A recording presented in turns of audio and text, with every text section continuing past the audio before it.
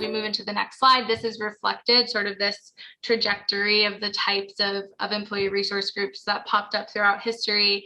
It's reflected in sort of the most common employee resource groups that still exist today.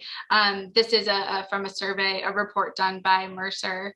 And you see here that women, followed by underrepresented races and ethnicities, within LGBTQ, not so far behind, are some of the most common employee resource groups that we see pop up. So we see how that sort of mirrors how it went about over the course of history.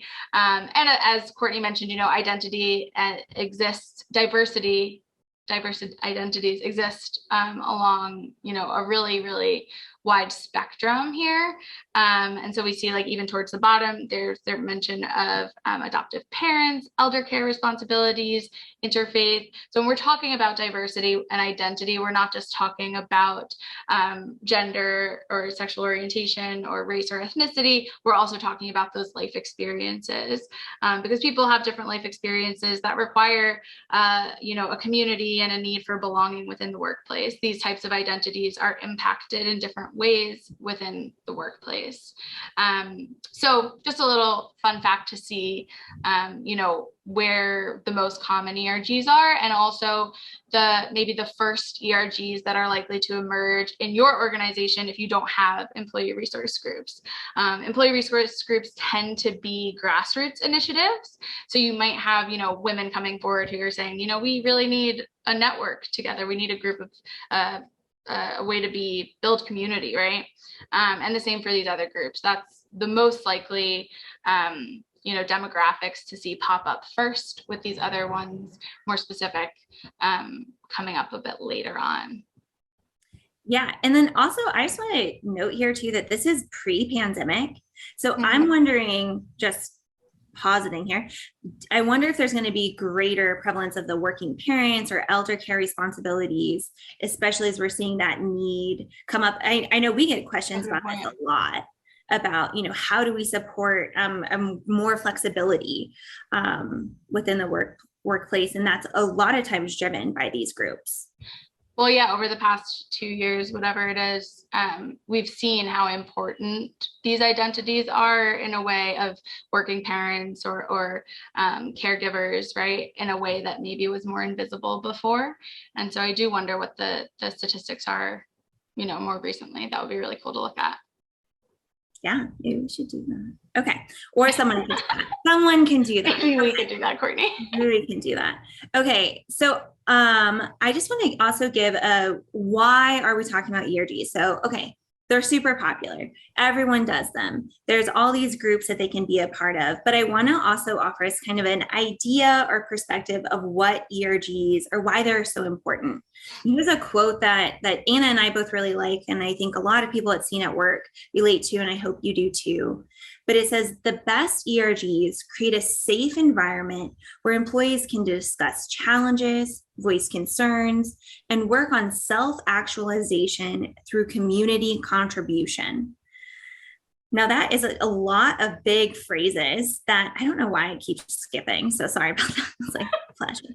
But back to this serious comment, though, about I see a lot of building this psychological safety that is fostered through employee resource groups. So this safe environment where we can discuss challenges or share common concerns, that is fostered through employee resource groups, that I don't think other types of initiatives necessarily do. And that's a big piece of driving inclusive workplaces, of creating places that support a lot of people with different backgrounds, as well as what's needed to retain workers right now. So I really like this definition, or this aspirational idea of employee resource groups, because it also has this action piece of self-actualization. So as we are doing this community contribution, I like to say that all of us are smarter than the one of us. So if we're able to gather all of these ideas through an employee resource group, this designated space, then we can actually make a difference within our companies. So yeah, I don't know if there's anything else that comes to mind when you see this phrasing, Anna, but I think it's really important for us to be grounded in these like aspirational goals of what these groups can do.